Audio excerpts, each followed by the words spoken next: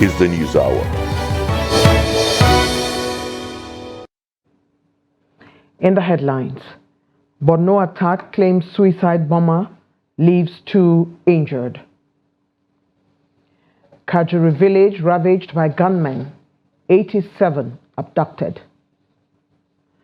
Nationwide strike across Nigerian universities as non-academic staff unite in protest. And on the foreign scene, Gaza on the brink as UN warns of imminent famine amidst hospital raid.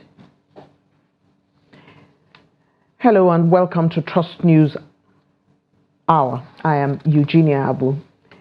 The police in Borno State on Monday confirmed that a suicide bomber injured 2 persons in Biu local government area of the state. The command's public relations officer, ASP Daso Nahum, who confirmed the incident on Monday, said it occurred at about 8 o'clock in the evening on Sunday when Muslim faithful were observing their night prayers. Nahum said the male suicide bomber, who was suspected to be heading to the mosque, detonated the improvised explosive device close to the roundabout, killing himself.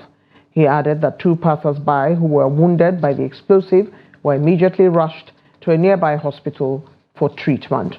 According to him, a combined team of security personnel were immediately deployed to the scene of the incident to restore normalcy.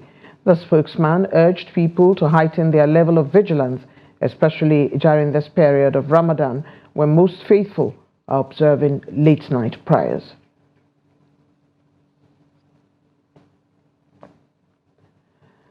Joining us via phone is Hamisu Matazu, Daily Trust Northeast Bureau Chief. Hamisu, please give us a breakdown of the sequence of the suicide attempt in Borno today. Actually, as you made mention, the incident happened, and surprisingly, Southern Borno was an area where such incidents, especially in Biu, is not common because it's one of the most peaceful places we have in Borno State, and unfortunately, this incident happened, and everybody was surprised because the people there have not been witnessing such incidents, and it happened. So, the suspected suicide bomber died instantly, and some people got injured along the way. Notwithstanding, the security are on top of the situation now, and I think they went there, they combed the area, and they certified that there is no any threat again. So I think basically this is what we have for now, and the wounded have received treatment. Most of them have light wounds, and they have been treated so far. Now, you have described the place as very peaceful. Do you consider this an isolated case? Yes, in Biu is an isolated case, but in other parts of the state, like the northern part of Borno, it's not surprising when such incidents happen, because there are explosive devices that are detonating recently, and it's not a surprising thing when it happens in some areas, but in Biu local government and Biu town in particular, it's something that is surprising actually, and because it is an isolated case. Talk to us about what the authorities are saying. Suicide bombings have receded over time. Is there a concern? Is the child changing? Even now, there are different views to it. Some that he is not a suicide bomber, but rather he picked a shiny object on the street, and when we approached the rescue very close to his parents, a popular restaurant in view, and it detonated. And he was affected by it, and some people around also got injured.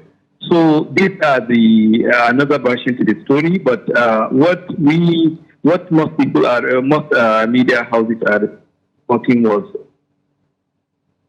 that I was trapped by the explosive devices. So that's what I can say actually for now. Thank you very much, Hamisu, for that update on that incident in Biu local government area of Borno State. Thank you. Thank you. Terrorists on Sunday night kidnapped 87 people after launching a fresh attack on the Kajuru Station community in Kajuru local government area of Kaduna State. A member of the Kajuru Station youth, Harisu Sudari, confirmed the incident on Monday in Kaduna. Harisu said the terrorists also broke into some shops and stole food items and other valuables. He said they invaded the village around 10 o'clock in the night. The attack came barely 2 days after 15 women and a man were abducted in the Dogo Noma community of the same local government. Kajuru and Chikun local government areas have in the past 2 weeks become the hotbed of kidnapping, causing tension in the state. Earlier, we spoke to Muhammad Ibrahim Yaba, Daily Trust correspondent in Kaduna. He gave us an update on the attack. The incident happened at the early, that was late last night on Sunday, according to the community leader. The incident happened around 10:30 p.m. at Santatu and Abuba village under Pufana district of Kaduna local government area of Kaduna State, where the bandits were sexual in large number and invaded the community and abducted 86 villagers comprising of women, housewives, male and youth residing in that community.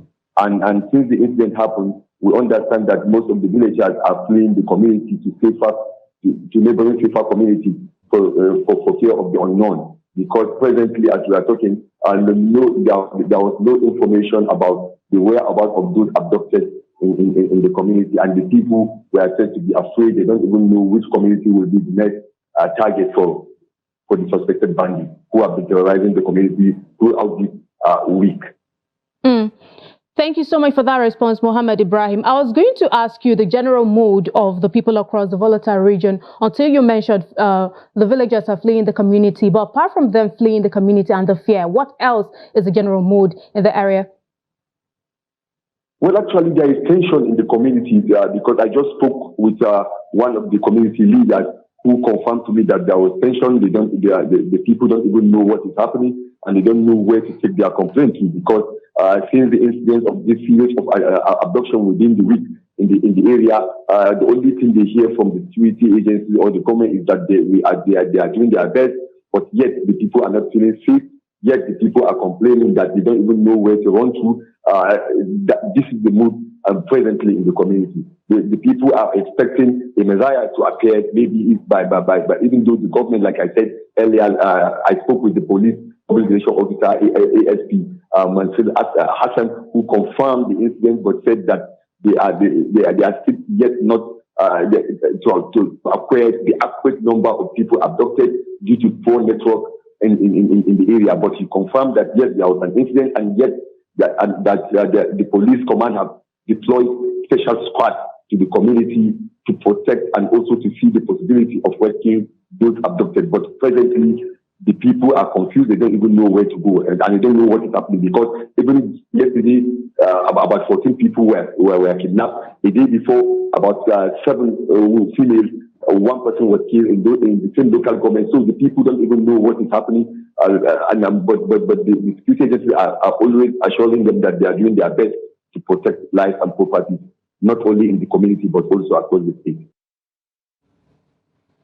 The Chief of Defense Staff, General Christopher Musa, says efforts are in place to rescue the Kuriga school children and others kidnapped by bandits and other terrorists across the country. The Defense Chief gave the assurance when he visited Kaduna to commiserate with the government and the people of the state over the unfortunate incident at Kuriga. From Kaduna, Trust TV's Bello Musa completes the story. For almost 2 weeks now, kidnapped school children of Kuriga are still in the hands of their abductors, with calls from within and outside Kaduna State intensifying for their rescue. This necessitated this visit by the Chief of Defense Staff to Kaduna, where he assured of commitment to rescue the children safely. And we are working tirelessly to ensure, one, we secure the state, the country, secure the citizens, most especially to be able to free the abducted ones, both the school children and all the other ones that have been abducted. Troops are coming out, and we're getting more troops. We're taking more action to ensure that we safeguard, we bring them out as quickly as possible. These are children, the leaders of tomorrow. We will not allow them grow with this trauma. Let them not feel that they've been neglected. But you, the parents, we know you have been spending sleepless nights. We equally are doing the same. We are with you in this, and will continue to be with this. The CDS also vows to bring to book elements causing mayhem in the country. For those individuals that have sworn that there will be no peace, they will have no peace. We will ensure that we follow them up wherever they are, and those ones that are sponsoring them and encouraging them to do the same. For their own good, they should stop. The state cannot be put under control to anybody. The state is under the state government, and we will ensure that anybody who stands in the way of getting peace in the state and in Nigeria is brought to book. Responding, the governor of Kaduna State, Obasani, said government will not relent until the children are reunited with their families.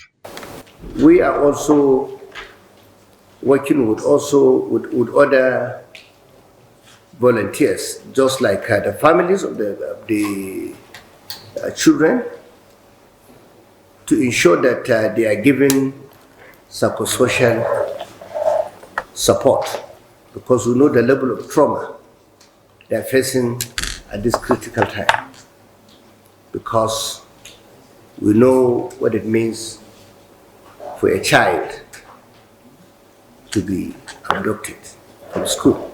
At the end of the meeting, the Chief of Defense Staff had a closed-door meeting with members of Kuriga community.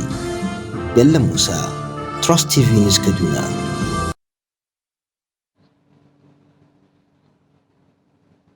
The village head of Riruwai in Lame district of Bauchi Emirate in Toro local government area of Bauchi state, Garba Badamasi, has been murdered. The village head was earlier kidnapped by gunmen who invaded his domain on Friday the 15th of March 2024. A source who did not want to be named said the gunmen went straight into the palace of the deceased from where they abducted him. The deceased was said to have spent one day in captivity before he was murdered. His body was later recovered around the village by those who had embarked on a search and rescue mission. His corpse was brought to the palace on Sunday, where funeral prayers and subsequent burial were held. One of the traditional title holders of the village confirmed the incident. Meanwhile, the State Police Command was yet to comment on the issue as at press time. The military has taken over Bomadi town in Delta State, located kilometers away from Okuama, Okoloba communities, where security men on a peacekeeping mission were killed. This has brought mixed feelings to the residents of Bomadi town, who now live in fear. At every corner, fierce-looking security men armed to the teeth are patrolling the Bomadi town and its neighbouring villages. Under the new order, residents as well as journalists are barred from gaining access to Okuama, Okoloba communities. The presence of the military and other security agencies in Bomadi town has brought fear to the riverine community. The residents who are at the receiving end regret the killing of the soldiers. Apart from losing their comfort and freedom, their businesses are hugely affected. They told Trust TV that they can no longer access their river for fishing or their farmland. So I no go reach that place. I know but how many people around all this Bomandi here. They fear where. We dey feel suffer. Make government come do peace. Because our own land now we dey everyday fight. Make na settle these horrible people with some people. Make na settle us. Make we dey peace. Now, na market we dey do shop. No market, nothing we dey suffer. We need peace fight no good, make the government can't do peace for this area. And I said, what? Said no, there was not even a conflict between the army and the people. We are feeling the tension actually. You know, if a place is militarized, definitely you must feel the impact. In the meantime, Delta State Governor Sharif Oborevori on Monday visited Major General Jamal Abdul Salam, the General Officer Commanding of the 6th Division Nigerian Army, overseeing matters in the Okuama community, Ueli South local government area of Delta. The state governor's visit to the troubled community, where 16 soldiers lost their lives in active service, was to assess the level of destruction there. However, the military barred journalists from covering the visit.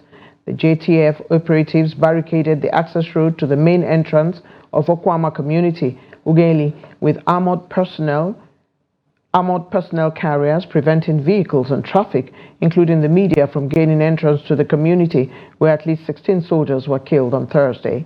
Currently, the community has been cordoned off by the Nigerian Army and no one is allowed to enter. Details regarding the discussions and outcomes of the meeting between the governor and the GOC, Major General Abdul Salam, remain undisclosed, leaving the public eager to learn more about the developments in Okuama, Ugeli area of the state. There was tension in Asaba. As commercial tricycles and motorcycle operators union in Asaba stormed the office of Commercial Motorcycle and Tricycle Operators Association, demanding a breakaway from the state-controlled body.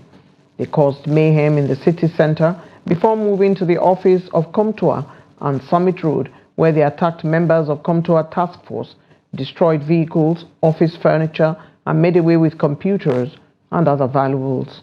While speaking to journalists in his office, the Director General of Comtoa, Uchenna Okafo, said the Arewa community is trying to form its own union in order to avoid paying levies to the state government. On his part, the coordinator of Arewa community on sale of tickets, Hashima Abubakar, said although he is not against the sale of tickets, he is however in support of negotiation as against causing chaos.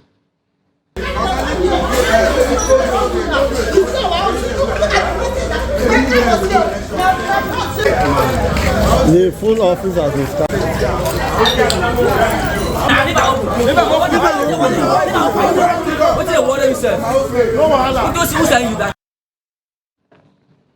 Now to education. The University of Abuja chapter of the Senior Staff Association of Nigerian Universities, SANU, and the Non-Academic Staff Union of Education and Associated Institutions, NASU, voiced their discontent with the federal government's alleged continuous disregard of issues bothering the unions. At the commencement of a 7-day warning strike as directed by the national body, the unions are demanding that the federal government should address issues raised in various agreements between them and the government. Habiba Tajai has more. The leadership of SANU and NASU at the University of Abuja commenced a 7-day warning strike on Monday, March 18th, following through on their earlier threats and ultimatum to the Nigerian government. Their grievances include the non-payment of withheld salaries, the need for a review of the Union 2009 Act, and other pressing issues. Students at the university expressed their concern, who are at the receiving end of the strike, voiced their concerns as academic activities grind to a halt. Normally, there is no free flow of activities in the school. Well, for instance, those of us that are coming from many campuses, the shuttles were a little bit dark and a bit harder for us because we are unable to reach the permanent site on time because of this, and they are even dropping us at the gate, and it is a long distance that you take you from the gate to the main lecture halls in this class. And there are a lot of information about some lectures that have been cancelled. Though the information was not official, but some lectures are not even holding. So some lectures are not even in school. The schools are not taking place. The one the non-academic staffs are in charge of, nothing is actually functioning well. Students, University of Abuja, SANU and NASU officials reiterated the importance of their roles in ensuring the smooth operation of universities and called on the federal government to address their needs promptly, urging the government to recognize their contributions to the education sector. In 2022, we embarked on a strike based on these issues and other matters, and our salaries were suspended or were withheld for 4 months. This current administration, led by Bola Tinubu, graciously approved and agreed that our 4 months with salaries be paid to us in October 2023. 5 months down the line, our counterparts in ASU have been paid, while the non-teaching staff in the university has been treated with disdain and ignominy. We are not paid, despite the directive of Mr. President. And we felt this is a disregard to a presidential directive and is also aimed at undermining the industrial harmony we've enjoyed in Nigerian University since August 2022. This is not because we want to come on the streets. If our demands are attended to, there will be no need to be here. But we have, and to make you know that the JAC of NASU and SANU are peaceful and law-abiding citizens, we held a memorandum of understanding, memorandum of action, memorandum of implementation, and we still have memorandum of nothing has come. So whose faults are we seeing? Are we being insensitive here? The answer is no. We want them to know that we are also important and they should take our demands serious. Despite acknowledging the disruption caused by the strike, the unions emphasized the need for an urgent response from the government to their demands, highlighting the necessity of fair treatment and recognition for their vital role in the education sector. Habibat Ajayi, Trust TV News, Abuja. In a related development, academic activities have been grounded at the Bayero University, Kano, following a week-long warning strike embarked upon by the university's chapter of the Senior Staff Association of Nigerian Universities, SANU. Trust TV correspondent Idris Jibrin reports that SANU and NASU are embarking on the strike in compliance with the directive of the national body of the unions following the failure of the federal government to implement the 2009 agreement reached with the unions, among other demands. Here's that report. Solidarity forever, for the union makes us strong.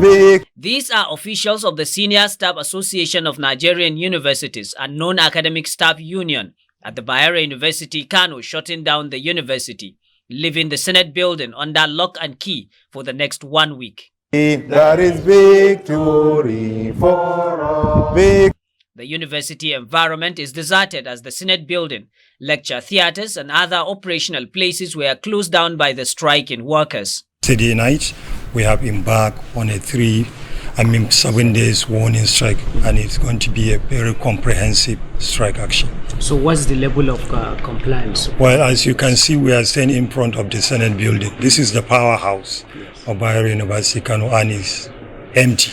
You can even go around and see for yourself. All the staff of the university, both SANU and NASU, have complied 100%, and we are happy for that. The university workers are asking the federal government to honor agreement it reached with the union in 2009, including the 50 billion naira earned allowance it promised to pay. Other demands are general welfare of the workers and conducive working environment are some of the other reasons responsible for the strike. Of the strike is on the issue of non-implementation of our backlog, our salary areas. That's one. The renegotiation of 2009 agreement, that's the second one. And others, because we have written several memorandum with the government, and up to now, nothing have been done. While the strike is expected to last for 1 week, the workers say if their demands are not met, the union will embark on an indefinite strike. Idris Jibrin, Trust TV News, Kano. From Kano, we go to Makudi, the 7-day warning strike embarked upon by the Senior Staff Association of Nigerian Universities, SANU, and the Non-Academic Staff Union of Universities on Monday witnessed total compliance by the Joseph Sawan Tarka University, formerly University of Agriculture, Makudi chapter. Trust TV's Jimmy Azande monitored the situation and sent in this report from Makudi, the Benue State capital. According to officials of the two unions, there are many issues on the table that are begging for implementation from agreements reached between the unions and the federal government. They say the latest action has become necessary after several notifications served the federal government. It will interest you to know that we were the first to suspend our strike in 2022 to honor government because they say we should call off that strike and then they will pay us. So and as we talk to you now, they have not paid, and this is one of the demands we are putting forward. And among those, that's why we say let them revisit the 2009 agreement, because those are the things we put in place. Review our salary, pay us the backlog of our salary, pay us our end allowance, which we knew that government voted for it and it was budgeted for in 2023. After 7 days, we are expecting that government will react positively. And if they don't react, our union leadership is there. They will meet with the organs of the union and then take the appropriate decision. And at this point, let me not preempt what the decision will be. As at the time of filing this report, services were suspended by the staff with offices under lock and key. The officials say in the following days, the unions will ensure the momentum of enforcement is maintained. Number one, we have completely shut down the waterworks. Number two, the light is off. The library is closed. Our clinic is under lock and key, as you saw as we are coming in. Students that are supposed to resume for lectures, as you can see right now, there's nobody to register them. The hostels are closed. We have just come from there. The few people we saw, we chased them out.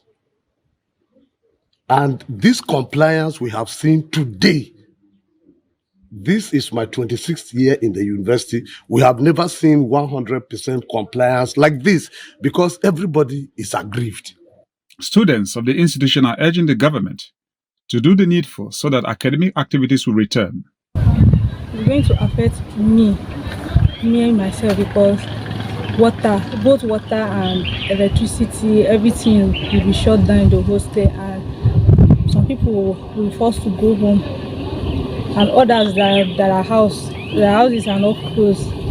They will still remain in this school and face it just like that. The striking workers say at the expiration of the 7 days, there will likely be an indefinite strike, since it is the only language the government understands. Jimmy Azande, Trust TV News, Makodi. This is News Hour on Trust TV. Coming up after the break, Nigerians decry impact of internet instability occasioned by subsea cables disruption. More news after the break. Do stay. Thank you for rejoining us. This is News Hour on Trust TV. Another look at our top stories. Borno attack claims suicide bomber leaves 2 injured. And Kajuri village ravaged by gunmen, 87 abducted.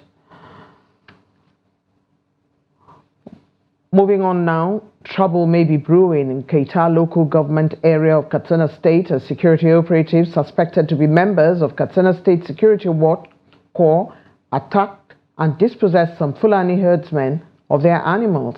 The suspected Security Watch Corps operatives and vigilante, allegedly from Jibia, attacked the Fulani herders at Metsai village in Keita local government and forcefully dispossessed them of their 172 sheep and 13 donkeys. Abdullahi Yamadi has been following the story and tells us more. The Fulani herders said they legally settled in Metsai village of Keita local government with the permission of the village head and living peacefully with residents. Trouble started following a little misunderstanding between one of the herders and the resident over a tree which the Fulanis cut for their animals to graze on, a situation that was resolved amicably among themselves. Honestly, I am the owner of the tree in question. I had a misunderstanding with one of the herders. However, after a heated argument, we resolved it amicably there and then. I am suspecting some passers-by to have invited the security operatives, but not me. And this is the tree in question. We are really suspecting a conspiracy between the owner of the tree and members of the Security Watch Co. from Jibia. This is something pre-planned. However, we are appealing to Governor Dikwarada to intervene immediately.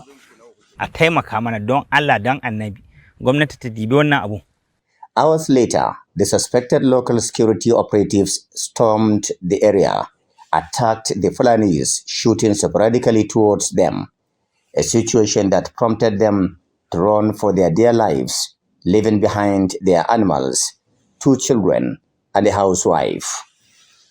The herders also said the suspected Security Watch Co. and the vigilantes burnt down their makeshifts, cutted away food items, clothes, monies, and other valuables while arresting 2 children and a housewife. Look at me here. As a herder, this is the only business I know, and now I was left with nothing. What do they expect me to do? They have taken away my entire means of livelihood, and I must survive. But how? Kindly do something to help us recover our animals from these people. According to the herders, the suspected Security Watch cooperatives left a message telling them to report to a committee constituted by Katsina State Government at Sangaya near 35 Battalion Natsinta Barracks in Katsina to claim their animals. I saw them when they took the 172 sheep and 13 of our donkeys away. I can swear with the Holy Book that they took away our animals before reaching Sangaya. The herders said they are peaceful and patriotic citizens and possessed grazing permits from the constituted authorities. At the moment, the herders, who vowed to follow all legal means in recovering their animals, have started seeing their animals at Kagadama Market and reported the issue to police authorities in Keita. However, the Katsina State Commissioner for Internal Security and Home Affairs, Nasiru Musa, debunked the claim, saying the allegations are unjustifiable and unfounded. Abdullahi Izmayamadi, Trust Television News, Katsina. Gunmen on Sunday evening attacked cattle rearers in Mila community of Bokos local government area of Plateau State, rustling 73 cattle. The incident, according to the owners of the rustled cattle, occurred around 2 o'clock in the afternoon. They said they had informed the Sector 5 commander of Operation Safe Haven in Bokos of the attack. Chairman of Gang Allah Fulani Development Association of Nigeria, GAFDAN, in Bokos, Saleh Yusuf Adam, who confirmed the incident, said the cattle were yet to be recovered, noting that more than 93 cattle were also rustled in Kulben community of Mangu local government area of the state on Tuesday last week. One of the owners of the cattle, Usman Hassan, who lost 45 out of the rustled cattle, said the gunmen arrived the area and started shooting sporadically to scare their rearers and eventually moved with the cattle. Usman called on security personnel, especially the Operation Safe Haven, to rescue their cattle. Mixed reactions have continued to trail the controversy around the suspension of Senator Abdul Ningi over claims of irregularities in the 2024 budget. Across party lines, residents say the National Assembly has a checkered past with corrupt practices as they call for an investigation to unravel the scandal. Trust TV's Adamu Imam sampled the view of residents in this report. The recent scandal engulfing the Senate chamber of the National Assembly involving alleged budget padding of over 3 trillion naira in the 2024 budget appropriation by Senator Abdul Ningi, representing the people of Bauchi Central Zone, continues to captivate the minds of many Nigerians. This is especially true with Bauchi State Senator Abdul Ningi's home turf. They wanted to do something right. They will not listen to Abdul Ningi if they understand that he is trying to bring setback or standing block to their work. If at all, them also they are serious. They wanted to do the right thing. So actually, I can say the Senate, their action is harsh. Let the senators remember they represent the people of this country, not for their selfish interest. We gave them our mandate to work for us. But Senator Abdul Ningi has done marvelous in this aspect. Even if they are doing wrong, he is bold enough to challenge them for not doing what is right. He is an experienced lawmaker. Let us see other senators from Bauchi and the entire northern senators back him.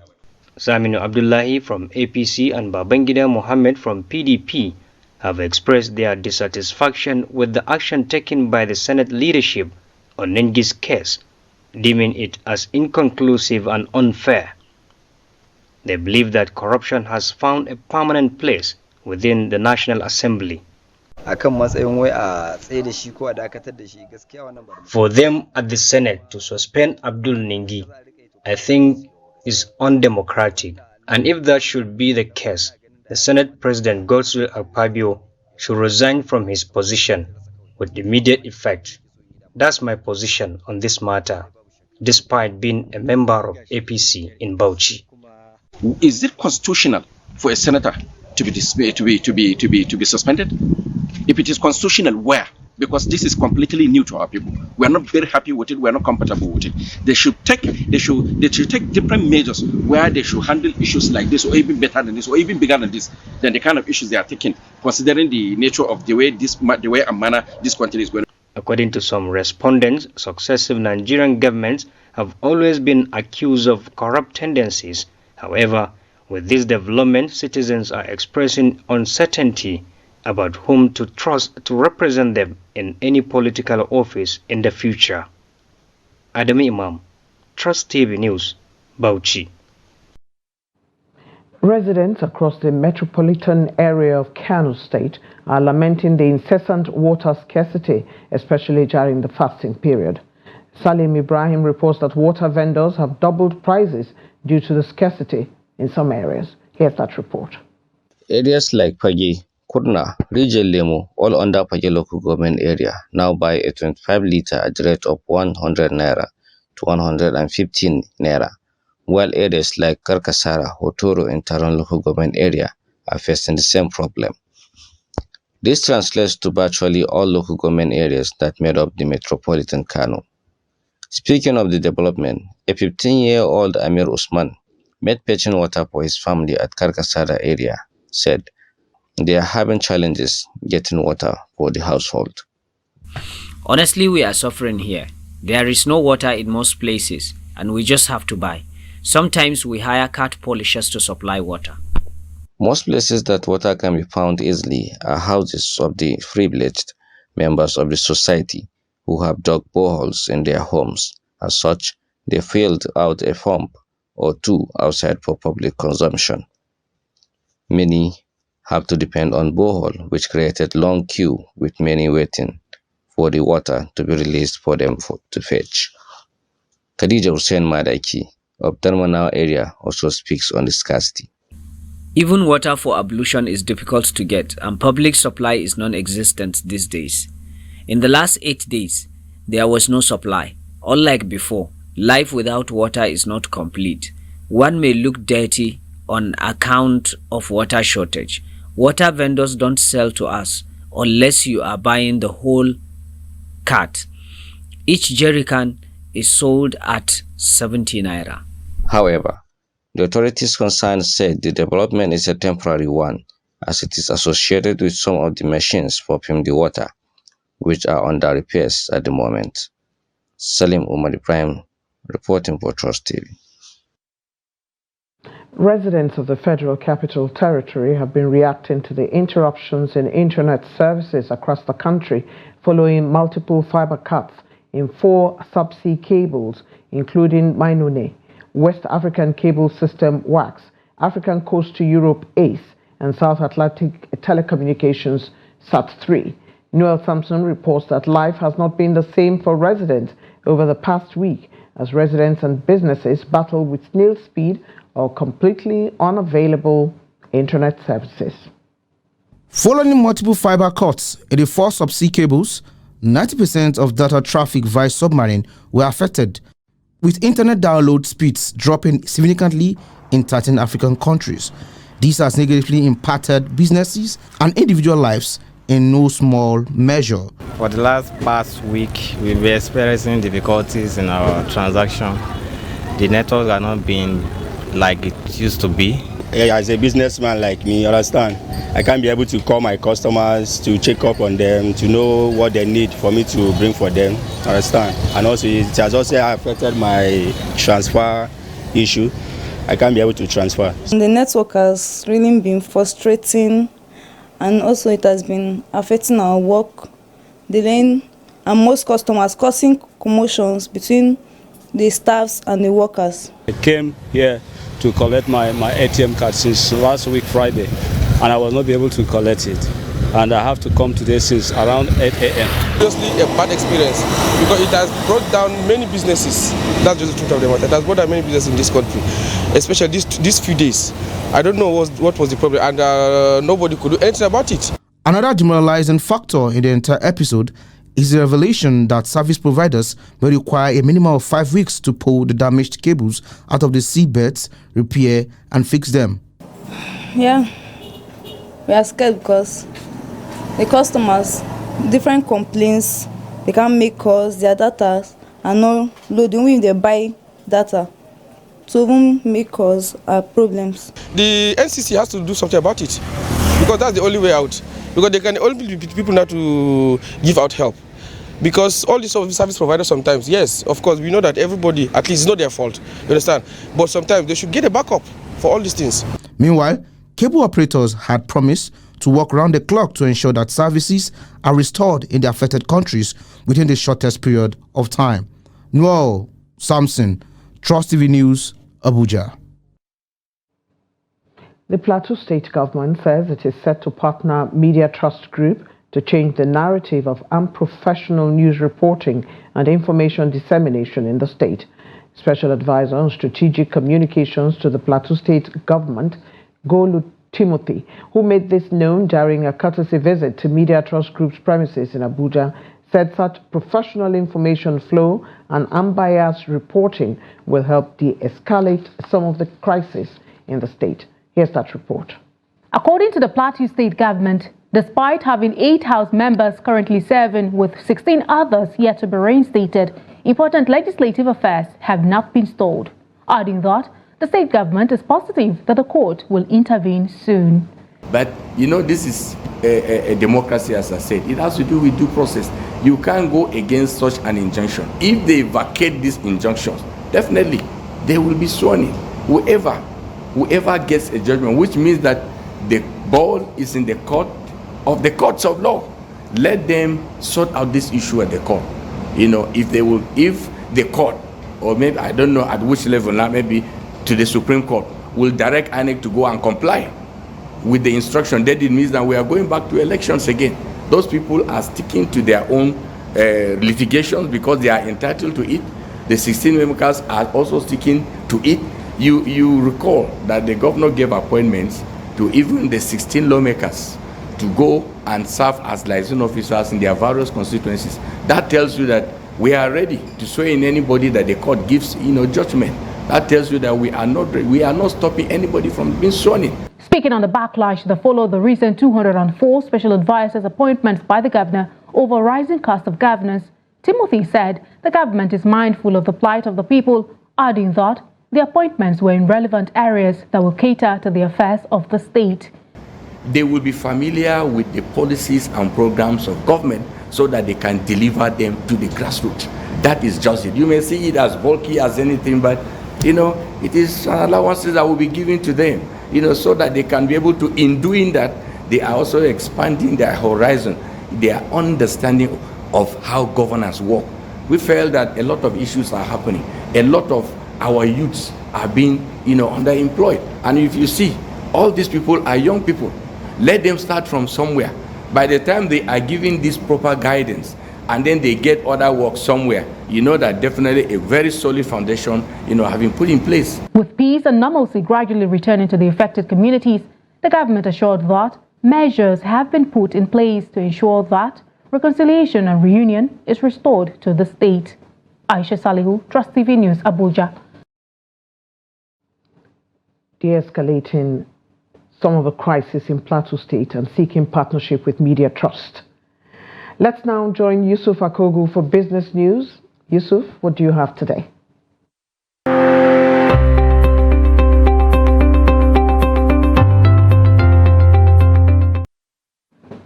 Welcome to Business News. I am Yusuf Akogu.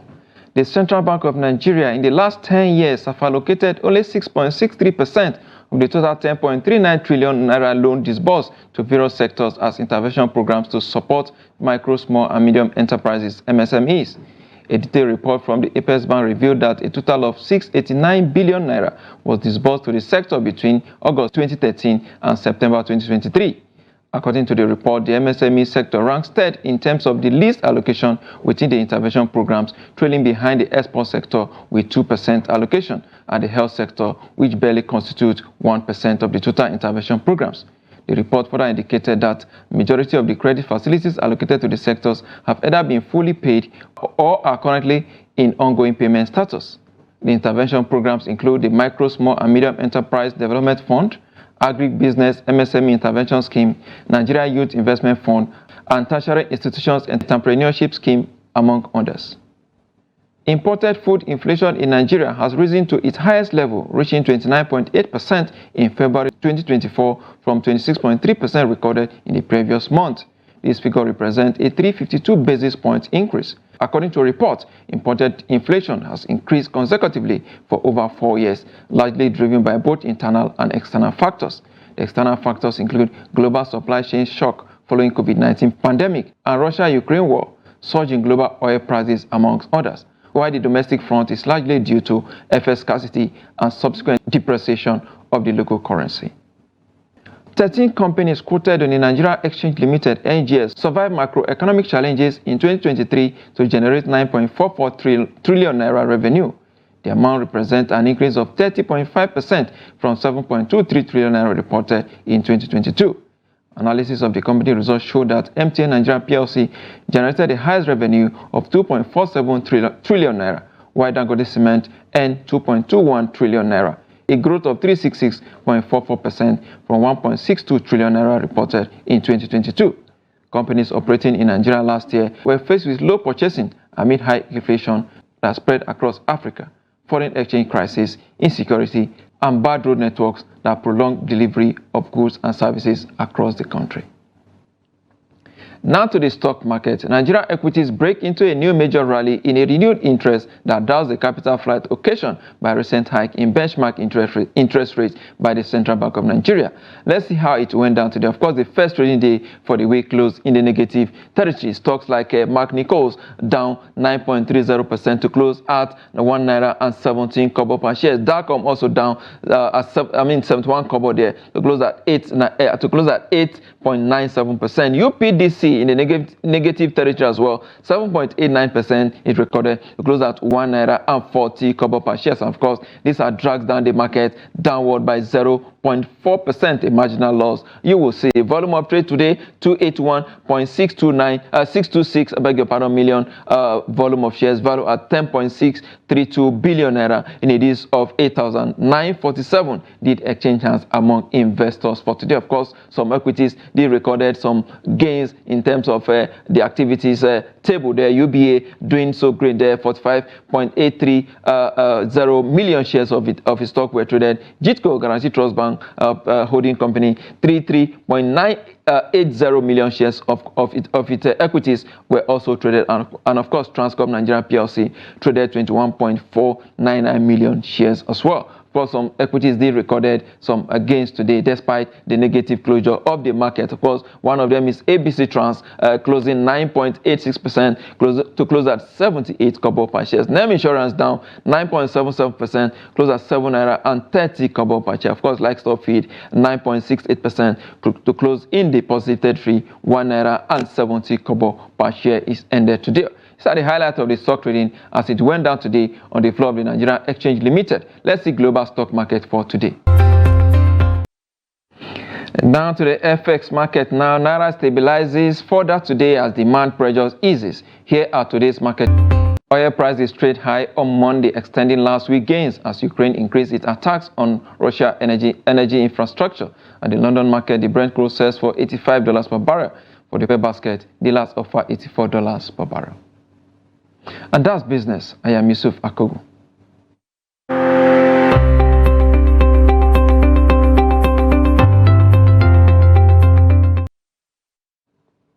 That's business news indeed. And on the foreign scene, the United Nations Food Agency on Monday warned that famine is imminent in northern Gaza, where 70% of the remaining population is experiencing catastrophic hunger, adding that a further escalation of the war could push around half of Gaza's total population to the brink of starvation. The alarming report came as Israel faces mounting pressure from even its closest allies to streamline the entry of aid into the Gaza Strip and open more crossings. The European Union's top diplomat said the impending famine was entirely man-made, as starvation is used as a weapon of war. Israeli forces, meanwhile, launched another raid on the Gaza Strip's largest hospital early Monday, saying Hamas militants had regrouped there and had fired on them from inside the compound, where Palestinian officials say tens of thousands of people have been sheltering. The World Food Programme on Monday released the latest findings of its Integrated Food Security Phase classification, which says everyone in Gaza is struggling to get enough food, adding that around 677,000 people, nearly a third of the population of 2.3 million, are experiencing the highest level of catastrophic hunger. That includes around 210,000 people in the north. It's time now to join Emmanuel Fashemi for the latest in sports.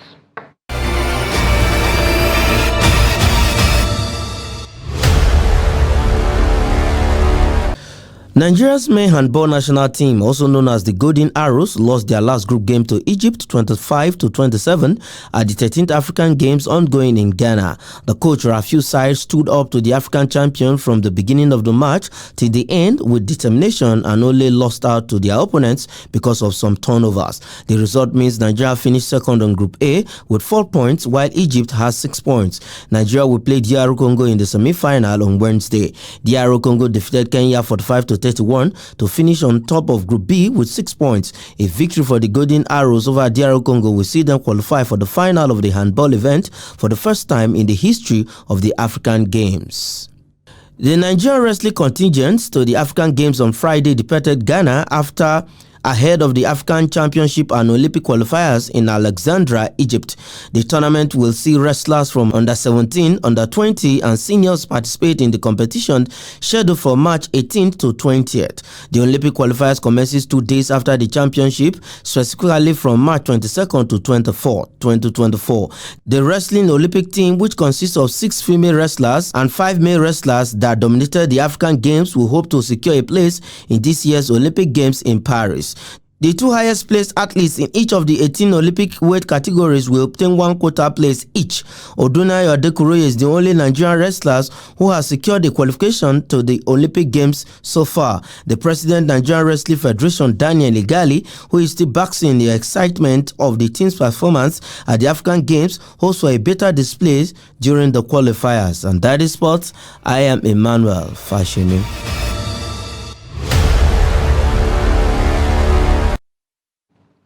And with sports, we have come to the end of News Hour on Trust TV tonight. Do not forget to follow us across all our media platforms and join our YouTube live stream for more news, programs, and documentary. On behalf of the team behind the scene, I am Eugenia Abu. We thank you for joining us.